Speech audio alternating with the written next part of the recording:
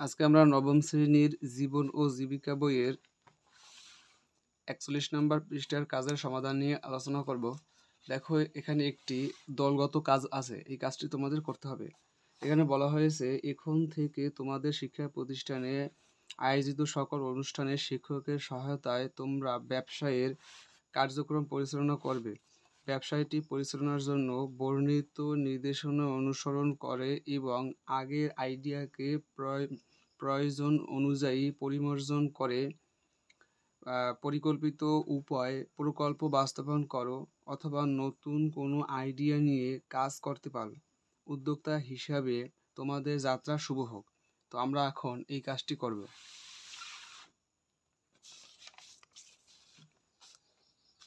আমরা কাজটি এভাবে করতে পারি। ধাপ ১, ব্যবসায় আইডিয়া নির্দিষ্ট করা। প্রথমেই আমরা দলগতভাবে সবাই মিলে একটি ব্যবসায়িক আইডিয়া সুনির্দিষ্ট করেছি। দলের সদস্যদের সবারই এবার পছন্দের পণ্য ছিল আকর্ষণীয় শোপিস, কারণ আমাদের বিদ্যালয়ে পূর্বের অনুষ্ঠানগুলোতে অন্য কেউ শোপিসের দোকান দেয়নি। আমাদের বিদ্যালয়ের আশেপাশেও ভালো শোপিসের দোকান নেই। আমাদের এই পণ্যটি নির্বাচন করার অন্যতম কারণ হলো আমার বাবার শোপিসের দোকান আছে এবং আমি এই ব্যবসায় দক্ষ। ধাপ ২, বাজার যাচাই ও ফলাফল বিশ্লেষণ। এই ধাপে আমাদের পণ্যের বাজার যাচাইয়ের জন্য কিছু প্রশ্নের উত্তর খুঁজেছি, যা আমাদের সঠিক সিদ্ধান্ত সহায়তা করছে। যেমন, ব্যবসায় সম্ভাব্য ক্রেতা কারা? আমাদের ব্যবসায়ের সম্ভাব্য ক্রেতা ছিল বিদ্যালয়ের শিক্ষার্থী এবং অনুষ্ঠানে আগত অভিভাবক ও অতিথিরা। ব্যবসায়ের সম্ভাব্য ক্রেতাদের আর্থিক অবস্থা কেমন? আমাদের বিদ্যালয়টি যেহেতু শহর কেন্দ্রিক, তাই এখানকার সম্ভাব্য ক্রেতাদের অবস্থা মোটামুটি ভালো। সম্ভাব্য প্রতিযোগী কারা এবং তাদের প্রতিযোগিতামূলক শক্তি কতটুকু? আমাদের ব্যবসায়ের প্রতিযোগী নেই বললেই চলে। আমাদের পণ্যের কাছাকাছি আর কোনো পণ্য রয়েছে? খেলনার দোকানগুলোতে কিছু শোপিস রাখা হয় যা আমাদের ব্যবসায়ের প্রতিযোগী হবে বলে আমরা মনে করি। বাজার যাচাই করে আমরা ইতিবাচক সাড়া পাই, অর্থাৎ আমরা বুঝতে পারি যে আমাদের পণ্যের পর্যাপ্ত সংখ্যক সম্ভাব্য ক্রেতা রয়েছে, অন্যান্য প্রতিযোগীর সাথে টিকে থাকার সামর্থ্য রয়েছে এবং আমাদের পণ্যের কাছাকাছি খুব বেশি পণ্য নেই, তাই আমরা আমাদের ব্যবসায়ের আইডিয়া বাস্তবায়নে এগিয়ে যাব। ধাপ ৩, ব্যবসায়িক পরিকল্পনা প্রণয়ন। ধাপ ২, এই ইতিবাচক সাড়া পাওয়ার পর আমরা এই পর্যায়ে আমাদের ব্যবসায়ের জন্য একটি সুন্দর পরিকল্পনা তৈরি করেছি। আমাদের পরিকল্পনাটি নিচে উপস্থাপন করা হলো। দেখো, প্রথমে ব্যবসায়ের লক্ষ্য: ভোক্তা সন্তুষ্টি অর্জন করে মুনাফা নিশ্চিতকরণ। সম্ভাব্য ক্রেতা: বিদ্যালয়ের শিক্ষার্থী এবং অনুষ্ঠানে আগত অভিভাবক ও অতিথিবৃন্দ। ব্যবসায়িক পণ্য: আকর্ষণীয় শোপিস। বিপণন কৌশল: সামাজিক যোগাযোগ মাধ্যমে ব্যবহার ও পোস্টারিং। ব্যবসায়ের মুনাফা নির্ধারণের হার: মোট ব্যয়ের উপর 10%। ধাপ ৪, ব্যবসায়ের জন্য আর্থিক চাহিদা নিরূপণ। এই ধাপে আমাদের ব্যবসা শুরু করার জন্য এবং ব্যবসায় চালিয়ে যেতে কত টাকা প্রয়োজন তার একটি সুস্পষ্ট হিসাব করেছি। হিসাবটি নিচে দেওয়া হলো। বিদ্যালয়ের মাঠে দোকান নির্মাণের জন্য প্যান্ডেল বাবদ ব্যয় 1500 টাকা। দোকান সাজানোর ব্যয় 500 টাকা। দোকানের জন্য পণ্য শোপিস ক্রয় 18,000 টাকা।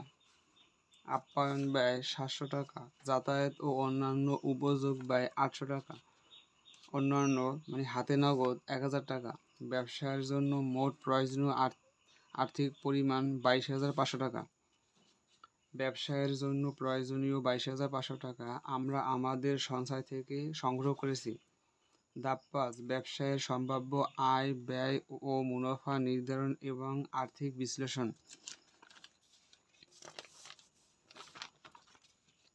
এই পর্যায়ে আমাদের ব্যবসায়ের সম্ভাব্য আয়, ব্যয় ও মুনাফা নির্ধারণ এবং আর্থিক দিকসমূহ বিশ্লেষণ করব। প্রথমে আমাদের পণ্য শোপিসের মোট ক্রয়মূল্য নির্ধারণ করতে হবে। শোপিসের ক্রয়মূল্য নির্ধারণ বিবরণ। শোপিসের মূল্য 115 টাকা ধরে 150 পিস, 17,250 টাকা। পরিবহন ব্যয় 300 টাকা, ক্রয় শুল্ক 100 টাকা, বিমা খরচ 150 টাকা, কুলির মজুরি 200 টাকা, মোট ব্যয় 18,000 টাকা। প্রতি শোপিসের ক্রয়মূল্য হবে 18,000কে 250 দিয়ে ভাগ দিতে হবে। 18,000কে 250 দিয়ে ভাগ দিতে হবে, তাহলে আমরা পাবো 120 টাকা। মোট ব্যয়ের উপর 10% লাভে বিক্রয় করতে হলে শোপিসের মোট বিক্রয় মূল্য ও প্রতি শোপিসের বিক্রয় মূল্য হবে নিম্নরূপ। শোপিসের মোট ক্রয় মূল্য 18,000, আপ্যায়ন ব্যয় 700, যাতায়াত ও অন্যান্য উপযোগ ব্যয় 800, মোট ব্যয় 19,500। মোট ব্যয়ের উপর 10% মুনাফা, 1,950। মোট বিক্রয় মূল্য মোট ব্যয় যোগ মুনাফা 21,450। প্রতি শোপিসের বিক্রয় মূল্য 21,000কে ভাগ দিতে হবে 150 দিয়ে, তাহলে হবে 143 টাকা। আয় ব্যয় বিবরণী।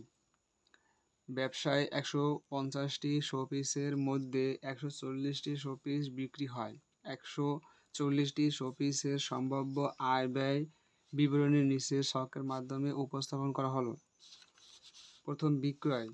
140কে 143 দিয়ে গুণ দিলে হবে 20,020 টাকা।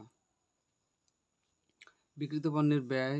140কে 120 দিয়ে গুণ দিলে হবে 16,800 টাকা। মোট লাভ।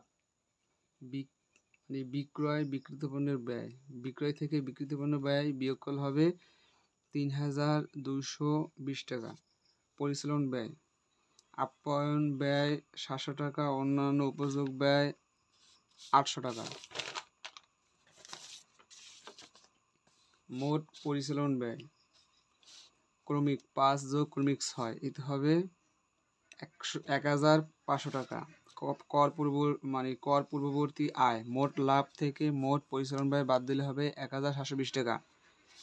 কর ব্যয় 70 টাকা। কর পূর্ববর্তী আয় বা নিট আয় 1,650। সম্ভাব্য আয় ব্যয় বিবরণী থেকে দেখা যায় যে ব্যবসায়টি লাভজনক। ধাপ 6, ছোট পরিসরে ব্যবসায় শুরু ও পর্যবেক্ষণ করা।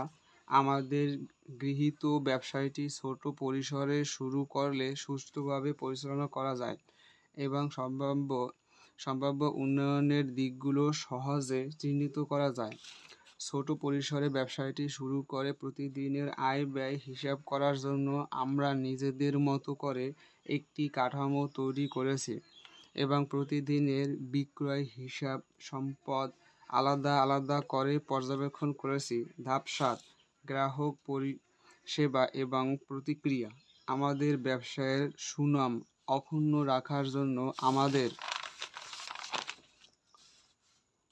দলের 2 জন সদস্য ক্রেতাদের মতামত গ্রহণ ও চাহিদা জানার কাজে নিয়োজিত ছিল। আমরা সবসময় একটি কথা মাথায় রেখেছি, তা হলো ক্রেতাদের সঙ্গে অবশ্যই ভালো সম্পর্ক রাখতে হবে, কারণ ক্রেতাই হলো ব্যবসায়ের মূল পরিচালক। এভাবে আমরা আমাদের নতুন ব্যবসার আইডিয়া বাস্তবায়ন করেছি। এতটুকুই ছিল তোমাদের 41 নম্বর পৃষ্ঠার কাজের সমাধান। আশা করি তোমরা বুঝতে পারছো।